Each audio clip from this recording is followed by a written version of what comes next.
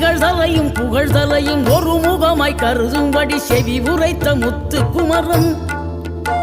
நீ வறுமையையும் வளமையையும் சமநிலையை உணரும்படி மதி கொடுத்த செல்வ குமரன்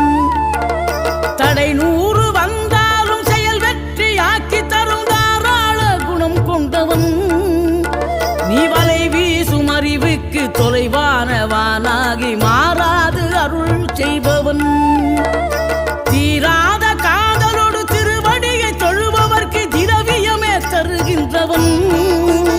நீதாராள உள்ளமோடு தவக்கோலம் கொண்டு பெறும் தார்மீக பொருள் தந்தவன் தார்மீக பொருள் தந்தவன் ஆறுபடை வீடும் அருள் வழங்கும் முருகா